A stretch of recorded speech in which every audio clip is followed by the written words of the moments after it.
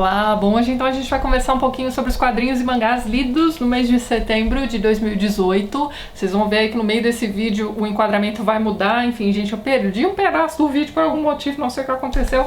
Mas vamos lá então, a gente grava de novo, não tem problema nenhum. Desculpem o reflexo aqui nos óculos, inclusive eu acho que vou tirar os óculos. Vamos lá então, minha gente. O primeiro mangá que eu li este mês, aliás, o único mangá lido este mês, porque me deu muito trabalho, foi então este aqui, que eu vou tentar ler o nome, gente. É o Tekkon Kinkrit. Provavelmente estou lendo errado. Fiquem à vontade para me corrigir nos comentários, por favor.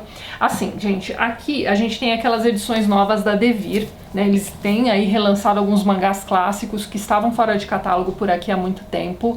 Inclusive o último que saiu foi o Uzumaki, que é um mangá de horror, assim, tenebroso. Esse aqui foi o penúltimo que saiu. Antes dele tinha saído também o Nonomba, que é maravilhoso, e teve também o Homem que Passeia. Mas enfim, este aqui foi o mais diferentão dessa leva, né, que eu li até o momento. Então aqui é uma edição gordinha. Deixa eu pegar aqui um livro para comparar aqui o tamanho da edição para vocês verem, olha só. É uma edição grandona e tudo mais, e aqui você tem o mangá completo, porque eu dei uma olhadinha, parece que a última vez que saiu, né, esse mangá por aqui, com um título diferente, que agora eu já não me lembro se era preto e branco ou branco e preto, a edição da editora Conrad trazia então 3 volumes, então aqui você tem o mangá completo. Por quê? Estou dizendo isso para você não se horrorizar, porque quando você for checar o preço deste mangá no link que eu deixei lá embaixo na descrição do vídeo, você tem que ter em mente que aqui você tem o mangá completo, numa edição, acho que posso chamar de edição de luxo. Então tem aqui uma jacket, a capa mesmo do mangá é super bonita também. Enfim, gente, como eu ia dizendo, este aqui é um mangá diferentão. Então eu levei ali, sei lá, uns 2 ou 3 episódios, aqui 2 ou 3 capítulos, pra entrar nessa história mesmo. Antes disso eu tava achando tudo muito estranho. Primeiro dei uma olhada no desenho aqui do Taiyo Matsumoto. É um desenho de mangá diferentão. Me lembrou assim um pouco o Akira, mas nem tanto, mais pela história mesmo do que pelo traço. Mas o que acontece aqui, minha gente? Aqui a gente tem uma história que o pessoal costuma chamar de steampunk, e eu tenho muito pouco contato com steampunk. Então por esses motivos eu levei um pouco de tempo aqui pra me acostumar com a história, mas depois que eu me acostumei, gente, que mangá espetacular. E aquilo, né? Toda vez que a gente pega uma história que causa um estranhamento, a gente tem que fazer relações aí com o nosso conhecimento de mundo, né? Tanto é que assim, quando eu comecei a ler esse mangá, eu achei que talvez essa aqui fosse uma história meio Capitães da Areia japonês, sabe? Porque se trata então da história de 2 crianças, né? Que eu não tenho certeza se são 2 irmãos, mas enfim, é o Shiro e o Kuro, né? Portanto, o branco e o preto. São esses 2 meninos de rua, entre muitas aspas, porque eles têm um avô que toma conta deles, é meio que mentor ali dos 2. E eles são, num primeiro momento, assim, numa primeira batida de olhos, trombadinhas, mas aos poucos a gente vai percebendo que eles meio que tomam conta dessa cidade, né? Então essa cidade é como se fosse ali uma, sei lá, Tóquio ou qualquer outra grande cidade do Japão, distópica. Então tem alguns momentos aqui na história, por exemplo, em que esses garotos fazem, né, pulam de um prédio pro outro, como se fosse assim um parkour, alguma coisa do tipo, mas aos poucos a gente vai vendo que na verdade eles têm assim um superpoder de voar, né? Dentre outras coisas que eles fazem também. E os 2, né, são personagens complementares. Então tem um momento aqui na história que o branco vai sair de cena. Não vou dizer pra vocês exatamente o que é que vai acontecer, mas nesse período em que o branco está fora de cena, o Kuro, né, o preto, Kuro, né, aliás, vai ficar extremamente violento, ele vai tocar o terror. Então assim, foi nesse momento da história em que eu me toquei, então, que os 2 funcionam ali como o yin e o yang, né, você tem que estar ali em equilíbrio. Mas então, eu tinha dito pra vocês que eles meio que protegem essa cidade, não é mesmo? Eles protegem essa cidade contra o grande vilão, que é, na verdade, a Yakuza. Então a gente tem alguns personagens da Yakuza aqui correndo atrás desses garotos. A gente tem nessa história também uma polícia bastante corrupta, e a gente tem esses garotinhos lutando contra o crime de um jeito nada ortodoxo, digamos assim. É uma história interessantíssima, o final é super bonito, e vocês já me disseram no Instagram que tem uma animação sobre esse mangá. Eu até encontrei aqui no YouTube, eu só não sei se está completa, mas o mangá, como eu tinha mostrado pra vocês, é todo em preto e branco, né? E a animação tá num colorido lindíssimo, gente. Eu vi só o trailer por enquanto, ainda quero assistir, depois eu comento com vocês. Esse aqui é um mangá que eu vou guardar e daqui a um tempo vou reler, porque eu tenho certeza de que eu deixei escapar muita coisa. História interessantíssima, gente. Quem tiver oportunidade, não deixe de ler esse mangá, tá?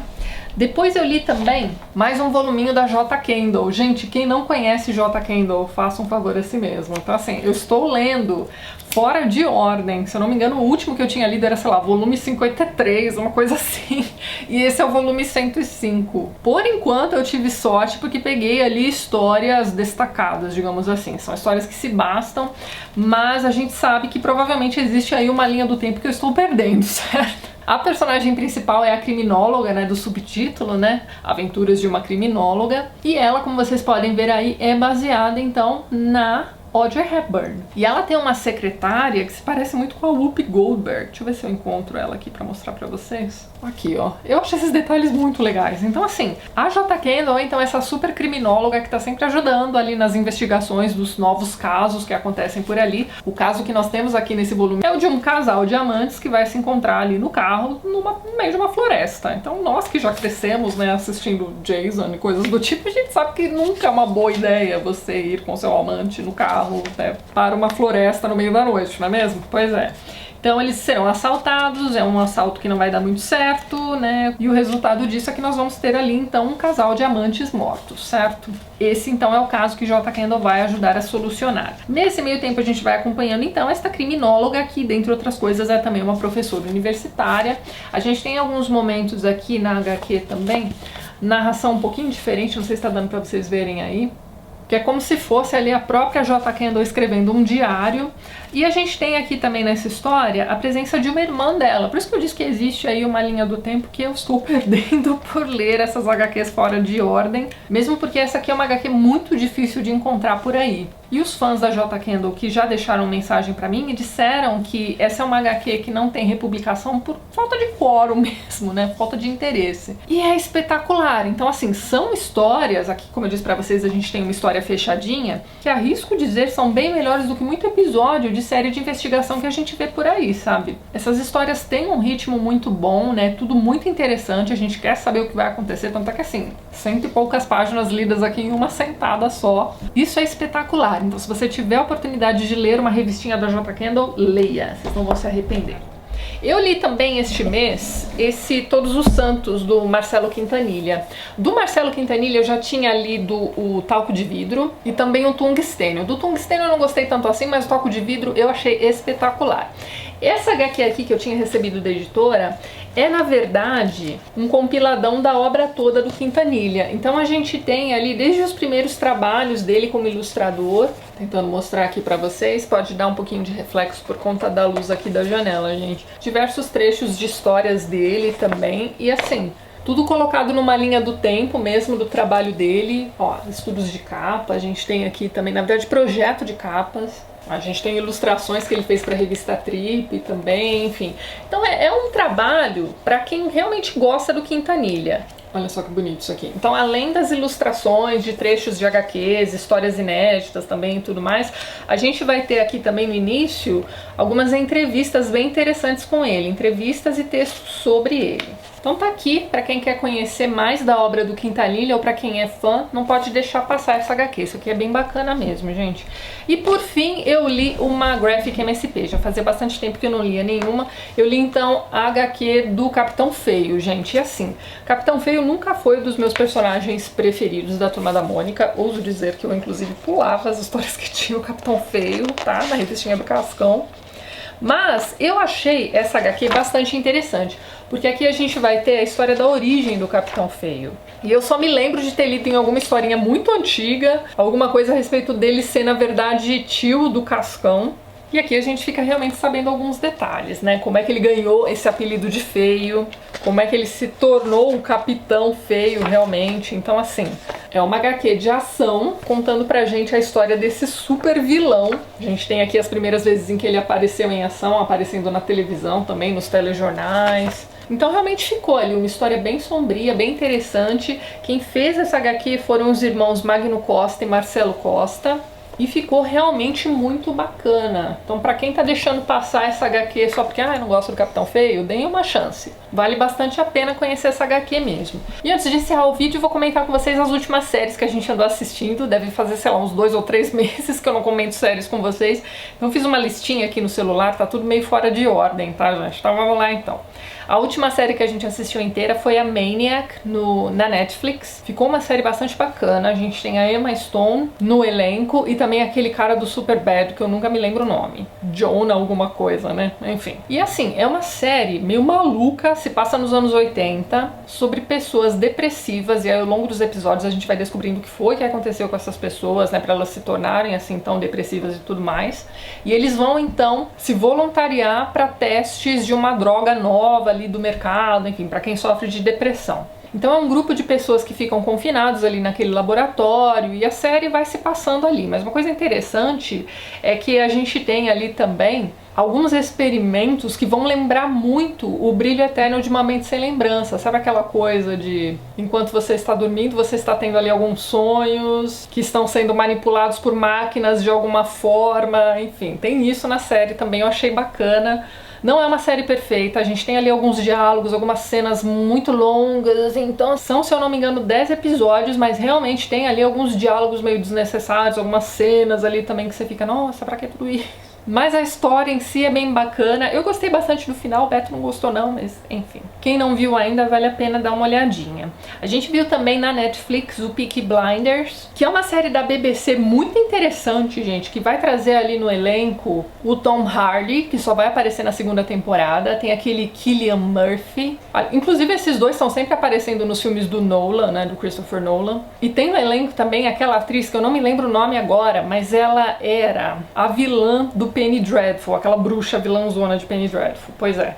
Ela é espetacular, gente. Ela tá ali no Peaky Blinders também. É uma série que vai dar conta daquele período entre guerras em que a gente tem aquele boom da industrialização na Inglaterra e os personagens principais fazem parte de uma família de ciganos. Mas eles são meio que uma máfia mesmo, enfim, controlam a cidade. É uma história bastante violenta também, mas é excelente, gente. Nós devoramos aqui todas as temporadas e a gente já tá aí esperando a próxima, ó, espetáculo. Fica a dica aí pra vocês também. Na sequência a gente assistiu Vikings, que era uma série que todo mundo que já assistiu vinha me dizer que é muito melhor do que Game of Thrones. Eu particularmente gostei muito, amei Vikings, mas eu também gosto muito de Game of Thrones e eu não consigo, né, enfim, não sei por que as pessoas comparam tanto as duas séries. Porque na minha cabeça, pelo menos, Game of Thrones é uma série de fantasia, enquanto Vikings tem todo aquele fundo histórico. Então, pelo menos pra mim, não tem cabimento comparar essas duas séries, mas enfim, né? Cada um compara o que bem entender, não é mesmo?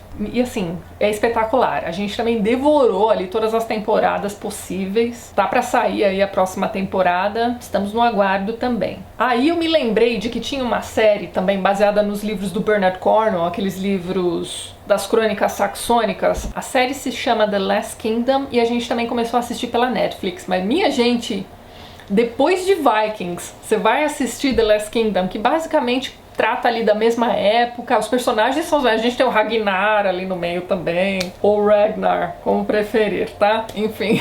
São os mesmos personagens, é o mesmo período histórico, só que retratado, né, de outra forma, de outro ponto de vista. Mas sei lá, eu fiquei com a impressão de que eu devia ter assistido Last Kingdom antes de ver Vikings, porque eu não tô conseguindo, gente. Sinto muito. Comparado a Vikings, The Last Kingdom é bem ruim, viu? Vou deixar passar aí um bom tempo e vou tentar de novo, porque eu adoro Bernard Cornwell. Nesse meio tempo a gente tentou assistir também os Medici, né? Saiu uma série sobre eles. Como eu estava, aliás, ainda estou naquela onda de artistas da Renascença, né? Leonardo da Vinci, Michelangelo, enfim, acabei querendo assistir essa série sobre os Médici. Mas, gente, fazia muito tempo que eu não via uma série tão cafona. Sério, parecia que a gente estava assistindo, sei lá, uma novela da Record, enfim. E tem o Dustin Hoffman no elenco. Péssima, não sobreviveu ao primeiro episódio, então deixa os Médici pra lá.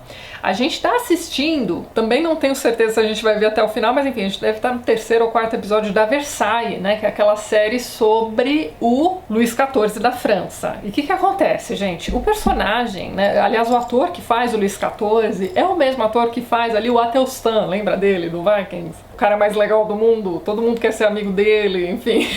É o mesmo ator, então assim, eu tô tendo uma certa dificuldade de olhar ali pro Luís XIV, né, e saber que aquele cara ali é o Athelstan dos Vikings, mas enfim.